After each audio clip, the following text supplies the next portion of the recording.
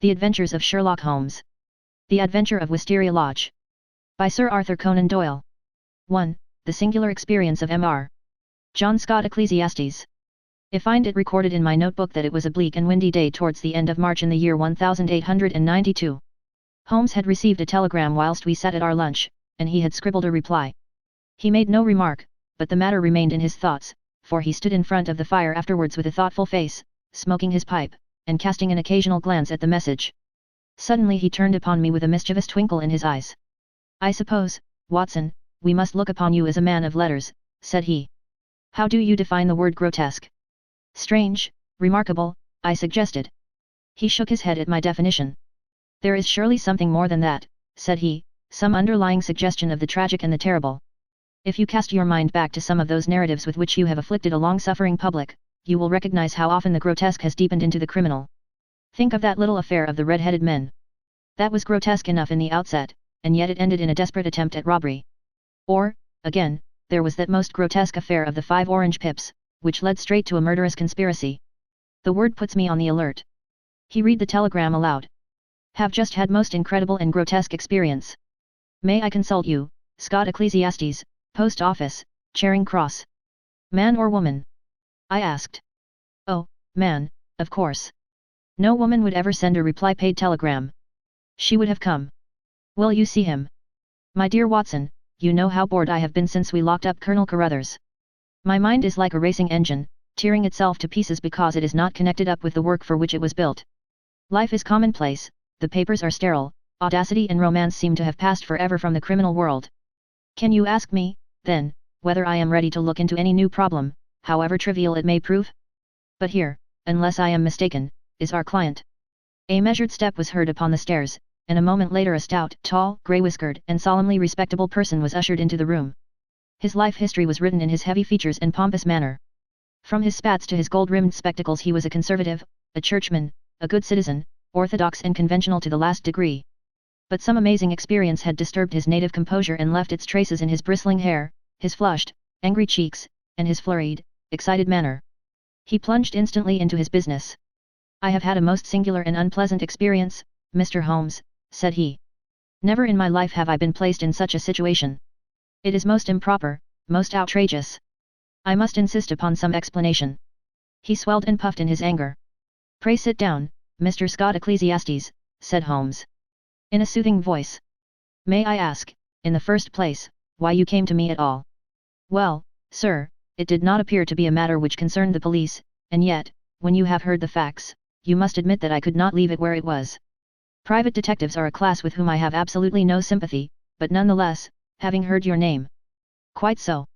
But, in the second place, why did you not come at once?" "What do you mean?" Holmes glanced at his watch. "It is 2:15, he said. "Your telegram was dispatched about 1. But no one can glance at your toilet and attire without seeing that your disturbance dates from the moment of your waking."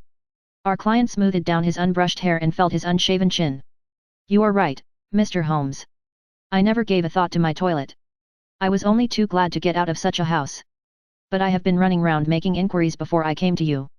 I went to the house agents, you know, and they said that Mr. Garcia's rent was paid up all right and that everything was in order at Wisteria Lodge."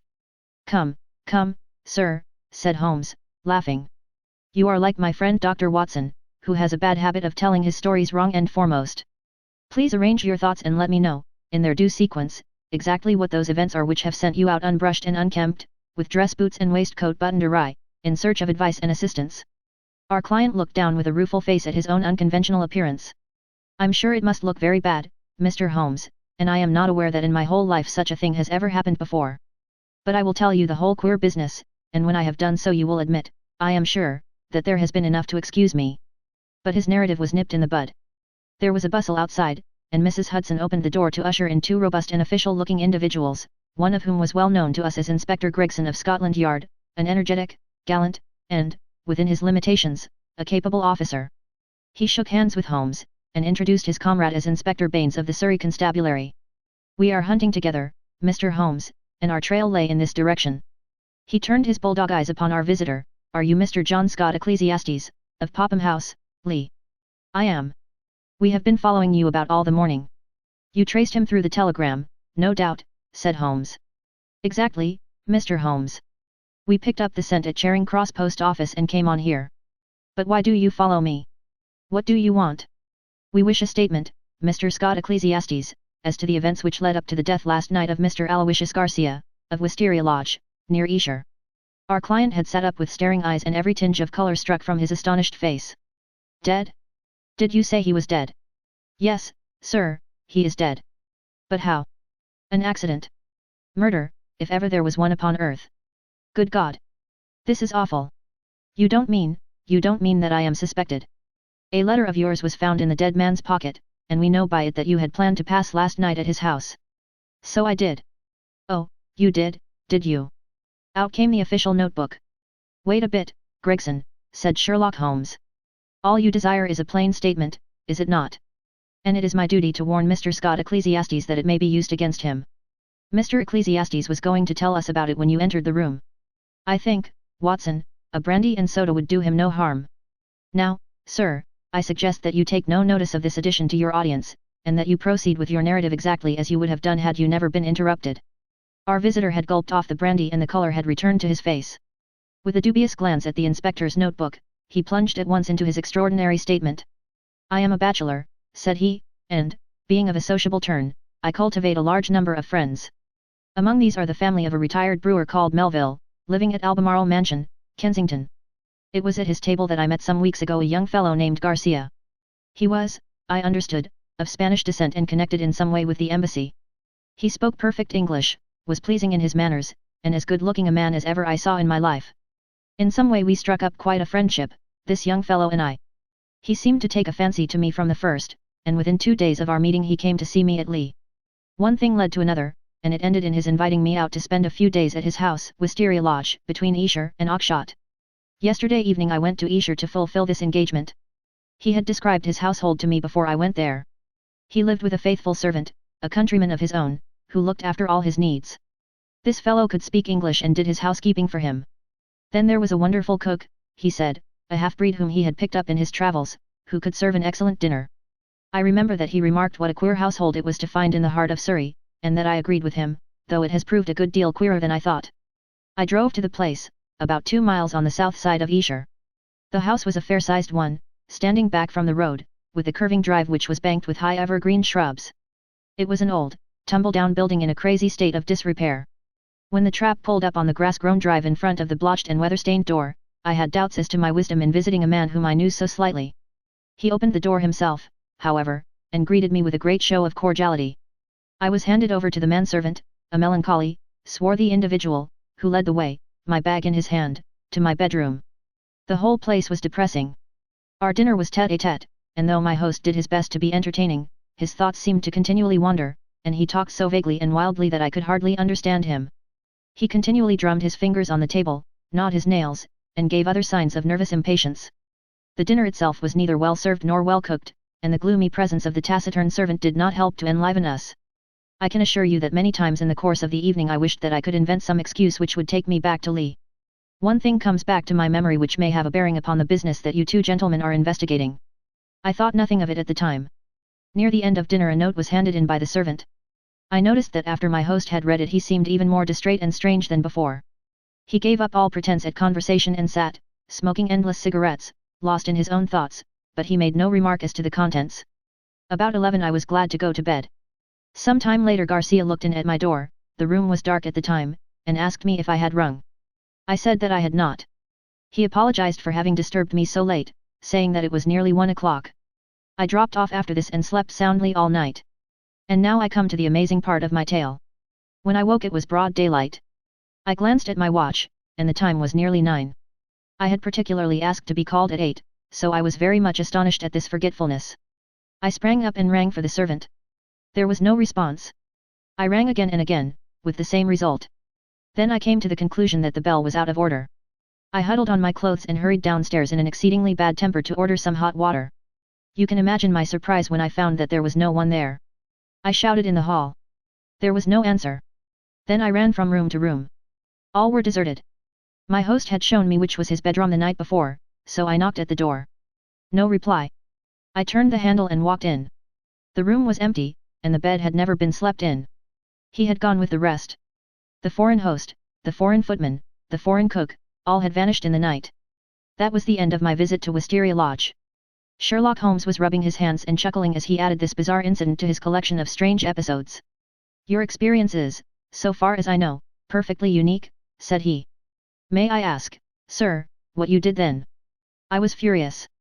My first idea was that I had been the victim of some absurd practical joke. I packed my things, banged the hall door behind me, and set off for Esher, with my bag in my hand. I called at Allen Brothers, the chief land agents in the village, and found that it was from this firm that the villa had been rented. It struck me that the whole proceeding could hardly be for the purpose of making a fool of me, and that the main object must be to get out of the rent. It is late in March, so quarter day is at hand. But this theory would not work. The agent was obliged to me for my warning, but told me that the rent had been paid in advance. Then I made my way to town and called at the Spanish embassy. The man was unknown there. After this I went to see Melville, at whose house I had first met Garcia, but I found that he really knew rather less about him than I did. Finally, when I got your reply to my wire I came out to you, since I gather that you are a person who gives advice in difficult cases. But now, Mr. Inspector, I understand, from what you said when you entered the room, that you can carry the story on, and that some tragedy has occurred. I can assure you that every word I have said is the truth, and that, outside of what I have told you, I know absolutely nothing about the fate of this man. My only desire is to help the law in every possible way. I am sure of it, Mr. Scott Ecclesiastes, I am sure of it, said Inspector Gregson, in a very amiable tone. I am bound to say that everything which you have said agrees very closely with the facts as they have come to our notice. For example, there was that note which arrived during dinner. Did you chance to observe what became of it? Yes, I did. Garcia rolled it up and threw it into the fire. What do you say to that, Mr. Baines? The country detective was a stout, puffy, red man, whose face was only redeemed from grossness by two extraordinarily bright eyes, almost hidden behind the heavy creases of cheek and brow. With a slow smile he drew a folded and discolored scrap of paper from his pocket. It was a dog grate, Mr. Holmes, and he overpitched it. I picked this out unburned from the back of it. Holmes smiled his appreciation. You must have examined the house very carefully, to find a single pellet of paper. I did, Mr. Holmes. It's my way. Shall I read it, Mr. Gregson? The Londoner nodded. The note is written upon ordinary cream-laid paper without watermark. It is a quarter sheet. The paper is cut off in 2 snips with a short-bladed scissors. It has been folded over 3 times and sealed with purple wax, put on hurriedly and pressed down with some flat, oval object. It is addressed to Mr. Garcia, Wisteria Lodge. It says, our own colors, green and white. Green open, white shut. Main stair, first corridor, 7th right, green baize. Godspeed. D. It is a woman's writing, done with a sharp-pointed pen, but the address is either done with another pen or by someone else. It is thicker and bolder, as you see. A very remarkable note, said Holmes, glancing it over. I must compliment you, Mr. Baines, upon your attention to detail in your examination of it. A few trifling points might perhaps be added. The oval seal is undoubtedly a plain sleeve link, what else is of such a shape? The scissors were bent nail scissors. Short as the 2 snips are, you can distinctly see the same slight curve in each. The country detective chuckled. I thought I had squeezed all the juice out of it, but I see there was a little over, he said. I'm bound to say that I make nothing of the note except that there was something on hand, and that a woman, as usual, was at the bottom of it. Mr. Scott Ecclesiastes had fidgeted in his seat during this conversation. I am glad you found the note, since it corroborates my story, said he. But I beg to point out that I have not yet heard what has happened to Mr. Garcia, nor what has become of his household. As to Garcia, said Gregson, that is easily answered. He was found dead this morning upon Oxshott Common, nearly a mile from his home. His head had been smashed to pulp by heavy blows of a sandbag or some such instrument, which had crushed rather than wounded. It is a lonely corner, and there is no house within a quarter of a mile of the spot. He had apparently been struck down first from behind, but his assailant had gone on beating him long after he was dead. It was a most furious assault. There are no footsteps nor any clue to the criminals. Robbed? No, there was no attempt at robbery.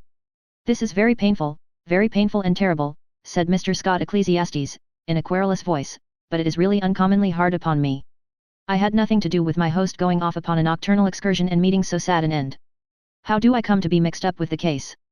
Very simply, sir, Inspector Baines answered. The only document found in the pocket of the deceased was a letter from you saying that you would be with him on the night of his death. It was the envelope of this letter which gave us the dead man's name and address. It was after 9 this morning when we reached his house and found neither you nor anyone else inside it. I wired to Mr. Gregson to run you down in London while I examined Wisteria Lodge. Then I came into town, joined Mr. Gregson, and here we are. I think now, said Gregson, rising, we had best put this matter into an official shape. You will come round with us to the station, Mr. Scott Ecclesiastes, and let us have your statement in writing. Certainly, I will come at once. But I retain your services, Mr. Holmes. I desire you to spare no expense and no pains to get at the truth. My friend turned to the country inspector. I suppose that you have no objection to my collaborating with you, Mr. Baines. Highly honored, sir, I am sure. You appear to have been very prompt and businesslike in all that you have done. Was there any clue, may I ask, as to the exact hour that the man met his death? He had been there since 1 o'clock. There was rain about that time, and his death had certainly been before the rain.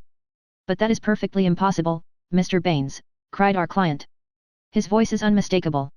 I could swear to it that it was he who addressed me in my bedroom at that very hour. Remarkable, but by no means impossible, said Holmes, smiling. You have a clue? Asked Gregson. On the face of it the case is not a very complex one, though it certainly presents some novel and interesting features. A further knowledge of facts is necessary before I would venture to give a final and definite opinion. By the way, Mr. Baines, did you find anything remarkable besides this note in your examination of the house? The detective looked at my friend in a singular way. There were, said he, 1 or 2 very remarkable things. Perhaps when I have finished at the police station you would care to come out and give me your opinion of them. I am entirely at your service, said Sherlock Holmes, ringing the bell. You will show these gentlemen out, Mrs. Hudson, and kindly send the boy with this telegram. He is to pay a 5-shilling reply. We sat for some time in silence after our visitors had left. Holmes smoked hard, with his brows drawn down over his keen eyes, and his head thrust forward in the eager way characteristic of the man. Well, Watson, he asked, turning suddenly upon me, what do you make of it? I can make nothing of this mystification of Scott Ecclesiastes. But the crime? Well, taken with the disappearance of the man's companions, I should say that they were in some way concerned in the murder and had fled from justice. That is certainly a possible point of view. On the face of it you must admit, however, that it is very strange that his 2 servants should have been in a conspiracy against him and should have attacked him on the one night when he had a guest. They had him alone at their mercy every other night in the week. Then why did they fly? Quite so. Why did they fly? There is a big fact. Another big fact is the remarkable experience of our client, Scott Ecclesiastes. Now, my dear Watson, is it beyond the limits of human ingenuity to furnish an explanation which would cover both these big facts? If it were one which would also admit of the mysterious note with its very curious phraseology, why, then it would be worth accepting as a temporary hypothesis. If the fresh facts which come to our knowledge all fit themselves into the scheme, then our hypothesis may gradually become a solution. But what is our hypothesis?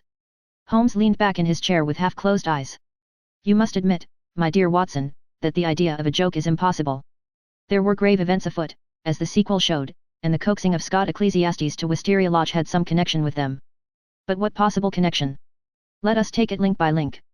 There is, on the face of it, something unnatural about this strange and sudden friendship between the young Spaniard and Scott Ecclesiastes. It was the former who forced the pace. He called upon Ecclesiastes at the other end of London on the very day after he first met him, and he kept in close touch with him until he got him down to Esher. Now, what did he want with Ecclesiastes? What could Ecclesiastes supply? I see no charm in the man. He is not particularly intelligent, not a man likely to be congenial to a quick-witted Latin. Why, then, was he picked out from all the other people whom Garcia met as particularly suited to his purpose? Has he any one outstanding quality? I say that he has. He is the very type of conventional British respectability, and the very man is a witness to impress another Briton. You saw yourself how neither of the inspectors dreamed of questioning his statement, extraordinary as it was. But what was he to witness? Nothing, as things turned out, but everything had they gone another way. That is how I read the matter. I see, he might have proved an alibi. Exactly, my dear Watson, he might have proved an alibi. We will suppose, for argument's sake, that the household of Wisteria Lodge are confederates in some design. The attempt, whatever it may be, is to come off, we will say, before 1 o'clock. By some juggling of the clocks it is quite possible that they may have got Scott Ecclesiastes to bed earlier than he thought, but in any case it is likely that when Garcia went out of his way to tell him that it was 1 it was really not more than 12. If Garcia could do whatever he had to do and be back by the hour mentioned he had evidently a powerful reply to any accusation. Here was this irreproachable Englishman ready to swear in any court of law that the accused was in his house all the time. It was an insurance against the worst. Yes, I see that. But how about the disappearance of the others? I have not all my facts yet, but I do not think there are any insuperable difficulties. Still, it is an error to argue in front of your data. You find yourself insensibly twisting them round to fit your theories. And the message? How did it run? Our own colors, green and white. Sounds like racing. Green open, white shut. That is clearly a signal. Main stair, first corridor, 7th right, green base. This is an assignation. We may find a jealous husband at the bottom of it all. It was clearly a dangerous quest. She would not have said Godspeed had it not been so. D, that should be a guide. The man was a Spaniard. I suggest that D stands for Dolores, a common female name in Spain. Good, Watson, very good, but quite inadmissible. A Spaniard would write to a Spaniard in Spanish. The writer of this note is certainly English. Well, we can only possess our souls in patience, until this excellent inspector comes back for us. Meanwhile we can thank our lucky fate which has rescued us for a few short hours from the insufferable fatigues of idleness. An answer had arrived to Holmes's telegram before our Surrey officer had returned. Holmes read it, and was about to place it in his notebook when he caught a glimpse of my expectant face. He tossed it across with a laugh. "We are moving in exalted circles," said he. The telegram was a list of names and addresses: Lord Herringby, The Dingle, Sir George Folliot, Oxshott Towers, Mr. Hines, J.P., Petty Place, Mr. James Baker Williams, Fortin Old Hall, Mr. Henderson, High Gable, Rev. Joshua Stone, Nether Walsling. "This is a very obvious way of limiting our field of operations," said Holmes. "No doubt Baines, with his methodical mind, has already adopted some similar plan. I don't quite understand." "Well, my dear fellow, we have already arrived at the conclusion that the message received by Garcia at dinner was an appointment or an assignation.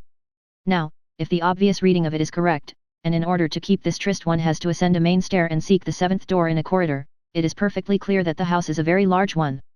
It is equally certain that this house cannot be more than a mile or two from Oxshott, since Garcia was walking in that direction, and hoped, according to my reading of the facts, to be back in Wisteria Lodge in time to avail himself of an alibi, which would only be valid up to 1 o'clock. As the number of large houses close to Oxshott must be limited, I adopted the obvious method of sending to the agents mentioned by Scott Ecclesiastes and obtaining a list of them. Here they are in this telegram, and the other end of our tangled skein must lie among them. It was nearly 6 o'clock before we found ourselves in the pretty Surrey village of Esher, with Inspector Baines as our companion. Holmes and I had taken things for the night, and found comfortable quarters at the Bull. Finally we set out in the company of the detective on our visit to Wisteria Lodge. It was a cold, dark March evening, with a sharp wind and a fine rain beating upon our faces, a fit setting for the wild common over which our road passed and the tragic goal to which it led us. 2. The Tiger of San Pedro.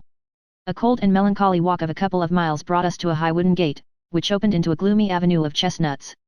The curved and shadowed drive led us to a low, dark house, pitch black against a slate-colored sky. From the front window upon the left of the door there peeped a glimmer of a feeble light. "There's a constable in possession," said Baines. "I'll knock at the window." He stepped across the grass plot and tapped with his hand on the pane. Through the fogged glass I dimly saw a man spring up from a chair beside the fire, and heard a sharp cry from within the room. An instant later a white-faced, hard-breathing policeman had opened the door, the candle wavering in his trembling hand. "What's the matter, Walters?" asked Baines, sharply. The man mopped his forehead with his handkerchief and gave a long sigh of relief. "I am glad you have come, sir. It has been a long evening and I don't think my nerve is as good as it was." "Your nerve, Walters? I should not have thought you had a nerve in your body." "Well, sir, it's this lonely, silent house and the queer thing in the kitchen. Then when you tapped at the window I thought it had come again." "That what had come again?" "The devil, sir, for all I know. It was at the window." "What was at the window, and when?" "It was just about 2 hours ago. The light was just fading. I was sitting reading in the chair. I don't know what made me look up, but there was a face looking in at me through the lower pane. Lord, sir, what a face it was! I'll see it in my dreams." "Tut, tut, Walters. This is not talk for a police constable." "I know, sir, I know, but it shook me, sir, and there's no use to deny it. It wasn't black, sir, nor was it white, nor any color that I know, but a kind of queer shade like clay with a splash of milk in it. Then there was the size of it was twice yours, sir. And the look of it, the great staring goggle eyes, and the line of white teeth like a hungry beast. I tell you, sir, I couldn't move a finger, nor get my breath, till it whisked away and was gone. Out I ran and through the shrubbery, but thank God there was no one there. If I didn't know you were a good man, Walters, I should put a black mark against you for this. If it were the devil himself, a constable on duty should never thank God that he could not lay his hands upon him. I suppose the whole thing is not a vision and a touch of nerves." "That, at least, is very easily settled," said Holmes, lighting his little pocket lantern. Yes, he reported, after a short examination of the grass bed, a number 12 shoe, I should say. If he was all on the same scale as his foot he must certainly have been a giant. What became of him? He seems to have broken through the shrubbery and made for the road. Well, said the inspector, with a grave and thoughtful face, whoever he may have been, and whatever he may have wanted, he's gone for the present, and we have more immediate things to attend to. Now, Mr. Holmes, with your permission, I will show you round the house.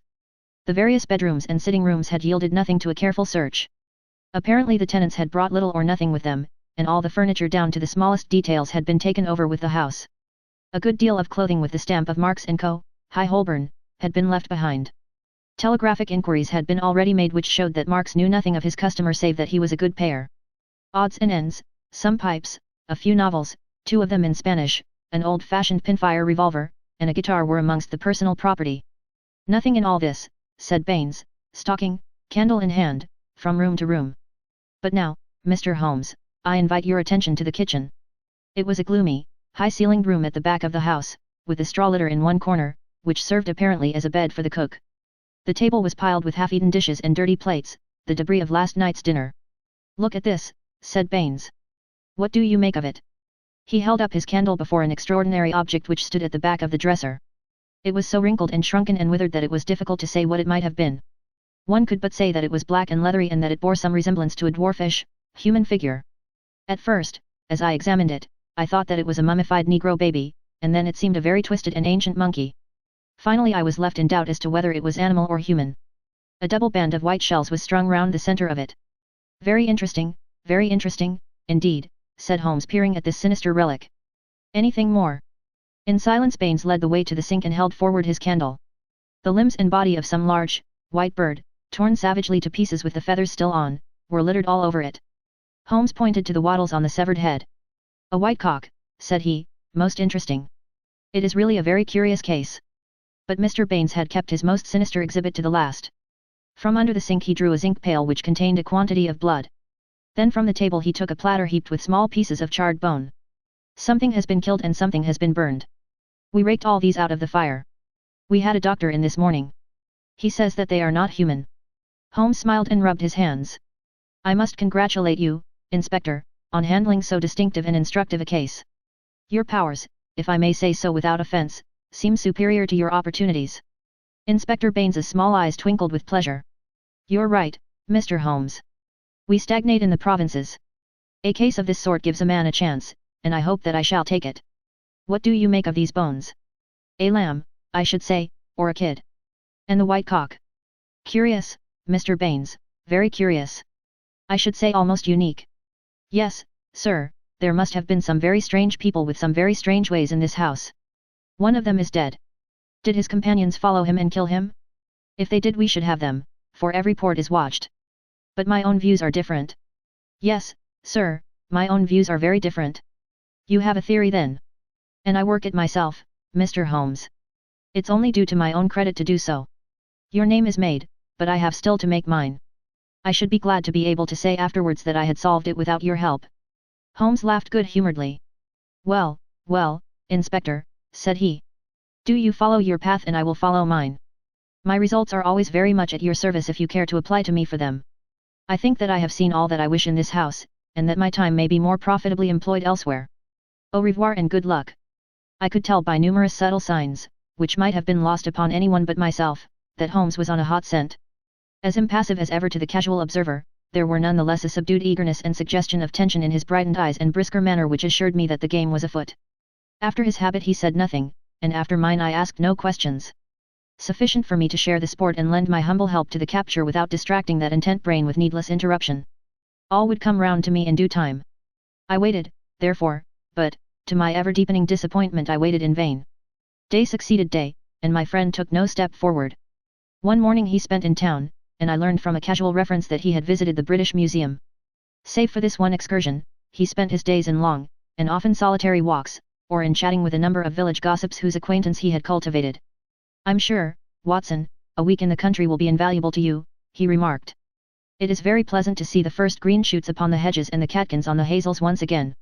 With a spud, a tin box, and an elementary book on botany, there are instructive days to be spent. He prowled about with this equipment himself, but it was a poor show of plants which he would bring back of an evening. Occasionally in our rambles we came across Inspector Baines. His fat, red face wreathed itself in smiles and his small eyes glittered as he greeted my companion.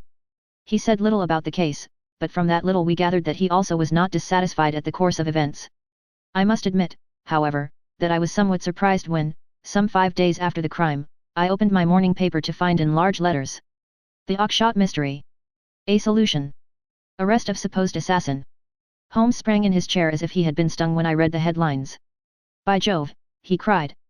"You don't mean that Baines has got him?" "Apparently," said I, as I read the following report. Great excitement was caused in Esher and the neighbouring district when it was learned late last night that an arrest had been effected in connection with the Oakshott murder. It will be remembered that Mr. Garcia, of Wisteria Lodge, was found dead on Oakshott Common, his body showing signs of extreme violence, and that on the same night his servant and his cook fled, which appeared to show their participation in the crime. It was suggested, but never proved, that the deceased gentleman may have had valuables in the house, and that their abstraction was the motive of the crime. Every effort was made by Inspector Baines, who has the case in hand, to ascertain the hiding place of the fugitives, and he had good reason to believe that they had not gone far, but were lurking in some retreat which had been already prepared.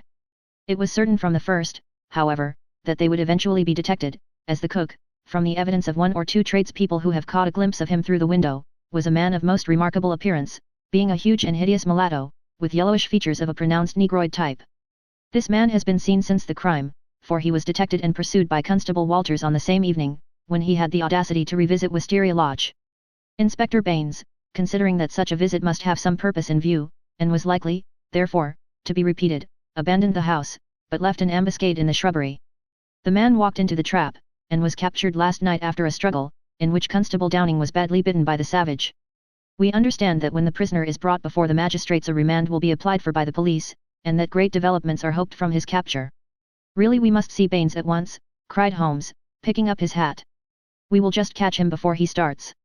We hurried down the village street and found, as we had expected, that the inspector was just leaving his lodgings. "You've seen the paper, Mr. Holmes?" he asked, holding one out to us. "Yes, Baines, I've seen it.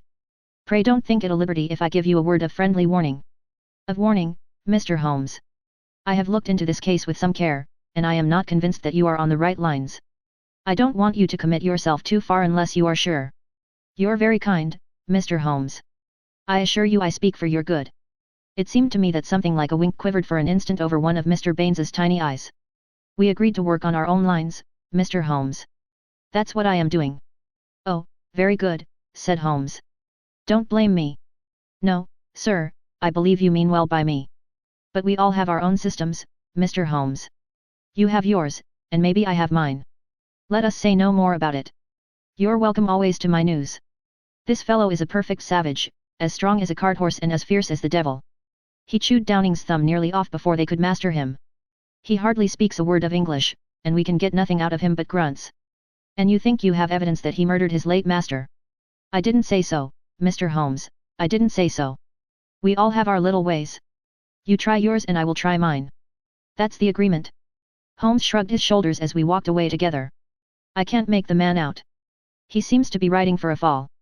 Well, as he says, we must each try our own way and see what comes of it. But there's something in Inspector Baines which I can't quite understand." "Just sit down in that chair, Watson," said Sherlock Holmes, when we had returned to our apartment at the Bull. "I want to put you in touch with the situation, as I may need your help tonight. Let me show you the evolution of this case, so far as I have been able to follow it. Simple as it has been in its leading features, it has nonetheless presented surprising difficulties in the way of an arrest. There are gaps in that direction which we have still to fill. We will go back to the note which was handed in to Garcia upon the evening of his death. We may put aside this idea of Baines's that Garcia's servants were concerned in the matter. The proof of this lies in the fact that it was he who had arranged for the presence of Scott ecclesiastes, which could only have been done for the purpose of an alibi. It was Garcia, then, who had an enterprise, and apparently a criminal enterprise, in hand that night, in the course of which he met his death. I say criminal because only a man with a criminal enterprise desires to establish an alibi. Who, then, is most likely to have taken his life? Surely the person against whom the criminal enterprise was directed. So far it seems to me that we are on safe ground. We can now see a reason for the disappearance of Garcia's household. They were all confederates in the same unknown crime. If it came off then Garcia returned, any possible suspicion would be warded off by the Englishman's evidence, and all would be well. But the attempt was a dangerous one, and if Garcia did not return by a certain hour it was probable that his own life had been sacrificed.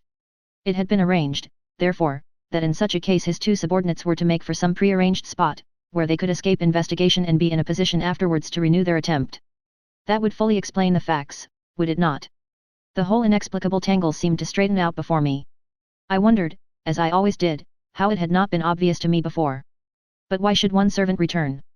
We can imagine that, in the confusion of flight, something precious, something which he could not bear to part with, had been left behind. That would explain his persistence, would it not? Well, what is the next step? The next step is the note received by Garcia at the dinner. It indicates a confederate at the other end. Now, where was the other end? I have already shown you that it could only lie in some large house, and that the number of large houses is limited. My first days in this village were devoted to a series of walks, in which in the intervals of my botanical researches I made a reconnaissance of all the large houses and an examination of the family history of the occupants. One house, and only one, riveted my attention. It is the famous old Jacobean Grange of High Gable, 1 mile on the farther side of Oxshott, and less than half a mile from the scene of the tragedy. The other mansions belonged to prosaic and respectable people who live far aloof from romance. But Mr. Henderson, of High Gable, was by all accounts a curious man, to whom curious adventures might befall. I concentrated my attention, therefore, upon him and his household. A singular set of people, Watson, the man himself the most singular of them all.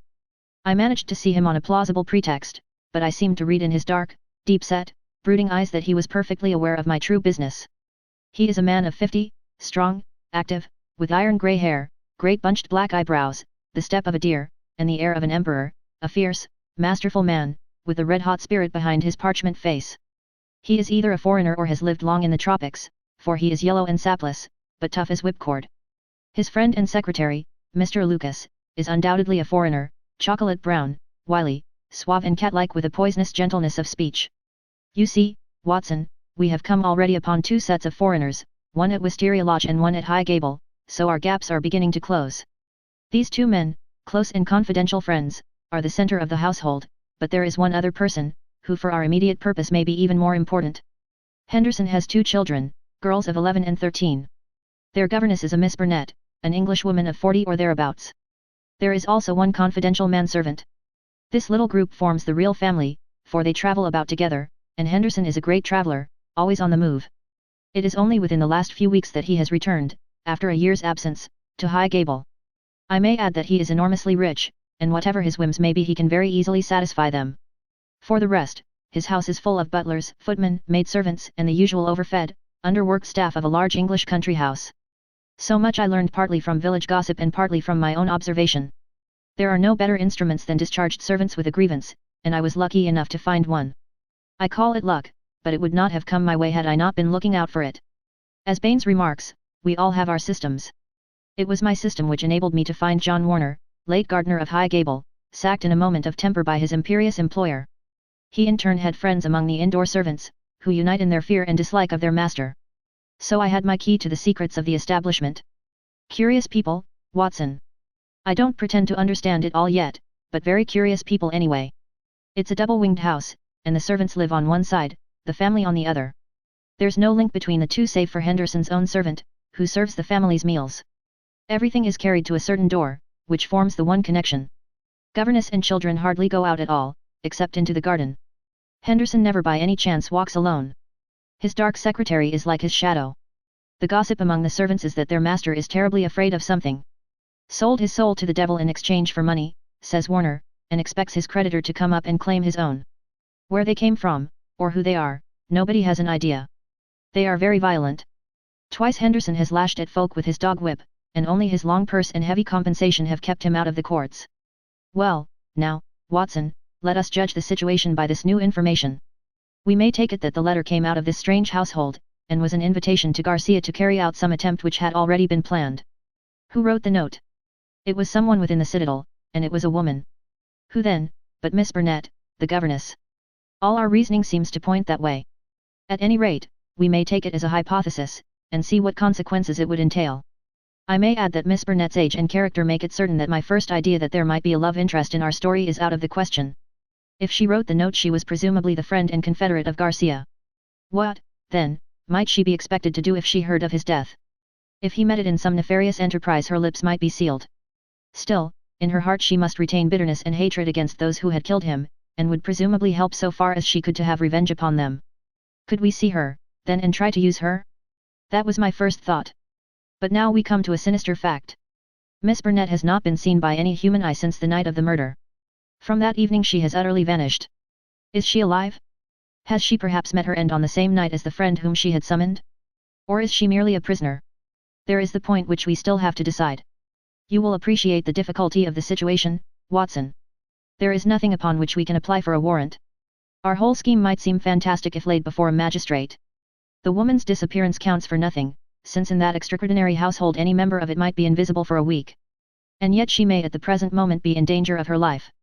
All I can do is to watch the house and leave my agent, Warner, on guard at the gates. We can't let such a situation continue.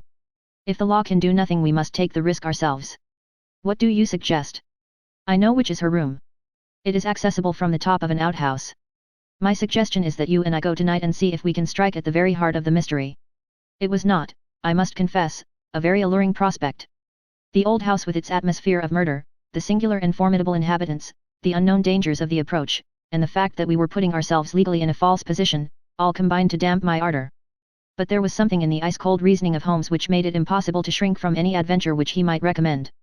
One knew that thus, and only thus, could a solution be found. I clasped his hand in silence, and the die was cast. But it was not destined that our investigation should have so adventurous an ending. It was about 5 o'clock, and the shadows of the March evening were beginning to fall, when an excited rustic rushed into our room. "They've gone, Mr. Holmes. They went by the last train. The lady broke away, and I've got her in a cab downstairs." "Excellent, Warner," cried Holmes, springing to his feet. "Watson, the gaps are closing rapidly." In the cab was a woman, half collapsed from nervous exhaustion. She bore upon her aquiline and emaciated face the traces of some recent tragedy. Her head hung listlessly upon her breast, but as she raised it and turned her dull eyes upon us, I saw that her pupils were dark dots in the center of the broad grey iris. She was drugged with opium. "I watched at the gate, same as you advised, Mr. Holmes," said our emissary, the discharged gardener. "When the carriage came out I followed it to the station. She was like one walking in her sleep, but when they tried to get her into the train she came to life and struggled. They pushed her into the carriage. She fought her way out again. I took her part, got her into a cab, and here we are. I shan't forget the face at the carriage window as I led her away. I'd have a short life if he had his way, the black-eyed, scowling, yellow devil." We carried her upstairs, laid her on the sofa, and a couple of cups of the strongest coffee soon cleared her brain from the mists of the drug. Baines had been summoned by Holmes, and the situation rapidly explained to him. "Why, sir, you've got me the very evidence I want," said the inspector, warmly, shaking my friend by the hand. "I was on the same scent as you from the first." "What? You were after Henderson?" "Why, Mr. Holmes, when you were crawling in the shrubbery at Highgable I was up one of the trees in the plantation and saw you down below. It was just who would get his evidence first." "Then why did you arrest the mulatto?" Baines chuckled. "I was sure Henderson, as he calls himself, felt that he was suspected, and that he would lie low and make no move so long as he thought he was in any danger. I arrested the wrong man to make him believe that our eyes were off him. I knew he would be likely to clear off then and give us a chance of getting at Miss Burnett." Holmes laid his hand upon the inspector's shoulder. "You will rise high in your profession. You have instinct and intuition," said he. Baines flushed with pleasure. "I've had a plainclothes man waiting at the station all the week. Wherever the Highgable folk go he will keep them in sight. But he must have been hard put to it when Miss Burnett broke away. However, your man picked her up, and it all ends well. We can't arrest without her evidence, that is clear, so the sooner we get a statement the better." "Every minute she gets stronger," said Holmes, glancing at the governess. "But tell me, Baines, who is this man Henderson?" "Henderson," the inspector answered, "is Don Murillo, once called the Tiger of San Pedro." "The Tiger of San Pedro." The whole history of the man came back to me in a flash. He had made his name as the most lewd and bloodthirsty tyrant that had ever governed any country with a pretense to civilization. Strong, fearless, and energetic, he had sufficient virtue to enable him to impose his odious vices upon a cowering people for 10 or 12 years. His name was a terror through all Central America. At the end of that time there was a universal rising against him. But he was as cunning as he was cruel, and at the first whisper of coming trouble he had secretly conveyed his treasures aboard a ship which was manned by devoted adherents. It was an empty palace which was stormed by the insurgents next day. The dictator, his 2 children, his secretary, and his wealth had all escaped them. From that moment he had vanished from the world, and his identity had been a frequent subject for comment in the European press. "Yes, sir, Don Murillo, the Tiger of San Pedro, said Baines. If you look it up you will find that the San Pedro colors are green and white, same as in the note, Mr. Holmes. Henderson he called himself, but I traced him back, Paris and Rome and Madrid to Barcelona, where his ship came in '86. They've been looking for him all the time for their revenge, but it is only now that they have begun to find him out. They discovered him a year ago, said Miss Burnett, who had sat up and was now intently following the conversation. Once already his life has been attempted, but some evil spirit shielded him. Now, again, it is the noble, chivalrous Garcia who has fallen, while the monster goes safe. But another will come, and yet another, until some day justice will be done, that is as certain as the rise of tomorrow's Sunday. Her thin hands clenched, and her worn face blanched with the passion of her hatred. But how come you into this matter, Miss Burnett? Asked Holmes. How can an English lady join in such a murderous affair? I join in it because there is no other way in the world by which justice can be gained. What does the law of England care for the rivers of blood shed years ago in San Pedro, or for the shipload of treasure which this man has stolen? To you they are like crimes committed in some other planet. But we know. We have learned the truth in sorrow and in suffering. To us there is no fiend in hell like Juan Murillo, and no peace in life while his victims still cry for vengeance. No doubt, said Holmes, he was as you say. I have heard that he was atrocious. But how are you affected? I will tell you it all. This villain's policy was to murder, on one pretext or another, every man who showed such promise that he might in time come to be a dangerous rival. My husband, yes, my real name is Signora Victor Durando, was the San Pedro minister in London. He met me and married me there. A nobler man never lived upon earth. Unhappily, Murillo heard of his excellence, recalled him on some pretext, and had him shot. With the premonition of his fate he had refused to take me with him. His estates were confiscated, and I was left with a pittance and a broken heart. Then came the downfall of the tyrant. He escaped as you have just described. But the many whose lives he had ruined, whose nearest and dearest had suffered torture and death at his hands, would not let the matter rest. They banded themselves into a society which should never be dissolved until the work was done. It was my part after we had discovered in the transformed Henderson the fallen despot, to attach myself to his household and keep the others in touch with his movements. This I was able to do by securing the position of governess in his family. He little knew that the woman who faced him at every meal was the woman whose husband he had hurried at an hour's notice into eternity. I smiled on him, did my duty to his children, and bided my time. An attempt was made in Paris, and failed. We zigzagged swiftly here and there over Europe, to throw off the pursuers, and finally returned to this house, which he had taken upon his first arrival in England. But here also the ministers of justice were waiting. Knowing that he would return there, Garcia, who is the son of the former highest dignitary in San Pedro, was waiting with two trusty companions of humble station, all three fired with the same reasons for revenge. He could do little during the day, for Murillo took every precaution, and never went out save with his satellite Lucas, or Lopez as he was known in the days of his greatness. At night, however, he slept alone, and the avenger might find him. On a certain evening, which had been prearranged, I sent my friend final instructions, for the man was forever on the alert, and continually changed his room. I was to see that the doors were open and the signal of a green or white light in a window which faced the drive was to give notice if all was safe, or if the attempt had better be postponed. But everything went wrong with us. In some way I had excited the suspicion of Lopez, the secretary. He crept up behind me, and sprang upon me just as I had finished the note. He and his master dragged me to my room, and held judgment upon me as a convicted traitress. Then and there they would have plunged their knives into me, could they have seen how to escape the consequence of the deed. Finally, after much debate, they concluded that my murder was too dangerous. But they determined to get rid forever of Garcia. They had gagged me, and Murillo twisted my arm round until I gave him the address. I swear that he might have twisted it off had I understood what it would mean to Garcia. Lopez addressed the note which I had written, sealed it with his sleeve link, and sent it by the hand of the servant, Jose. How they murdered him I do not know, save that it was Murillo's hand who struck him down, for Lopez had remained to guard me. I believe he must have waited among the gorse bushes through which the path winds and struck him down as he passed. At first they were of a mind to let him enter the house and to kill him as a detected burglar, but they argued that if they were mixed up in an inquiry their own identity would at once be publicly disclosed and they would be open to further attacks. With the death of Garcia the pursuit might cease, since such a death might frighten others from the task. All would now have been well for them had it not been for my knowledge of what they had done. I have no doubt that there were times when my life hung in the balance. I was confined to my room, terrorized by the most horrible threats, cruelly ill-used to break my spirit. See this stab on my shoulder and the bruises from end to end of my arms, and a gag was thrust into my mouth on the one occasion when I tried to call from the window. For 5 days this cruel imprisonment continued, with hardly enough food to hold body and soul together. This afternoon a good lunch was brought me, but the moment after I took it I knew that I had been drugged. In a sort of dream I remember being half led, half carried to the carriage, in the same state I was conveyed to the train. Only then, when the wheels were almost moving, did I suddenly realize that my liberty lay in my own hands. I sprang out, they tried to drag me back, and had it not been for the help of this good man, who led me to the cab, I should never have broken away. Now, thank God, I am beyond their power forever. We had all listened intently to this remarkable statement. It was Holmes who broke the silence. Our difficulties are not over, he remarked, shaking his head. Our police work ends, but our legal work begins. Exactly, said I. A plausible lawyer could make it out as an act of self-defense. There may be 100 crimes in the background, but it is only on this one that they can be tried. Come, come, said Baines, cheerily, I think better of the law than that.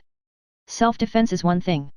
To entice a man in cold blood with the object of murdering him is another, whatever danger you may fear from him.